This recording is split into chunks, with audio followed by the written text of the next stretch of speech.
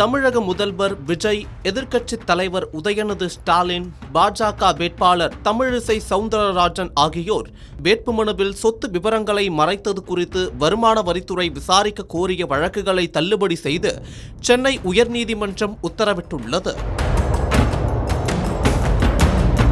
தமிழக சட்டமன்ற தேர்தலில் சென்னை பெரம்பூர் மற்றும் திருச்சி கிழக்கு தொகுதிகளில் போட்டியிட்ட முதல்வர் விஜய் இரு தொகுதிகளிலும் தாக்கல் செய்த வேட்புமனுக்களில் முன்னுக்கு பின் முரணான தகவல்களை தெரிவித்துள்ளதாகவும், பெரம்பூர் தொகுதியில் தாக்கல் செய்த வேட்புமனுவில் 115 கோடியே 13,63,000 ரூபாய் சொத்து மதிப்பு என குறிப்பிட்டிருந்த நிலையில், திருச்சி கிழக்கு தொகுதி வேட்புமனுவில் 220 கோடியே 15,62,000 ரூபாய் என குறிப்பிட்டுள்ளதால் அவரது சொத்து விவரங்கள் முழுமையானவையா உண்மையானவையா என விசாரிக்க வருமான வரித்துறைக்கும் தேர்தல் ஆணையத்துக்கும் உத்தரவிட வேண்டும் என பெரம்பூர் தொகுதி வாக்காளரான வியாசர்பாடியைச் சேர்ந்த விக்னேஷ் என்பவர் வழக்கு தாக்கல் செய்திருந்தார்.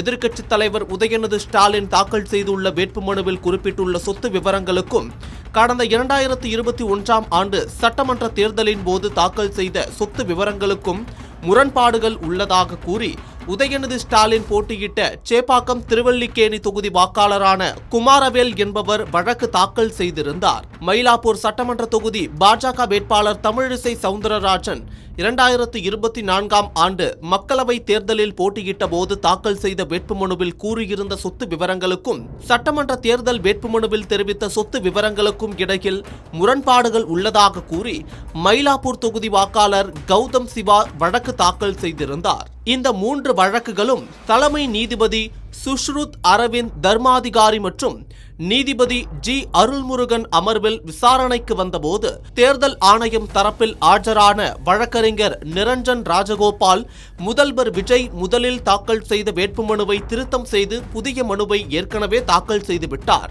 இரு தொகுதிகளிலும் அவர் குறிப்பிட்டிருந்த சொத்து மதிப்புகள் சரியாக உள்ளன. இந்த விவகாரம் தொடர்பாக தேர்தல் வழக்குதான் தாக்கல் செய்ய முடியும்.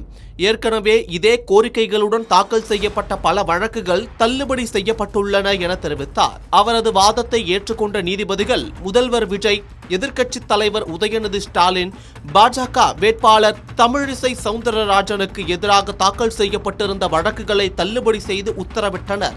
ஏதேனும் குறைகள் இருந்தால் தேர்தல் வழக்காக தாக்கல் செய்யலாம் எனவும் மனுதாரர்களுக்கு நீதிபதிகள் அறிவுறுத்தினர்.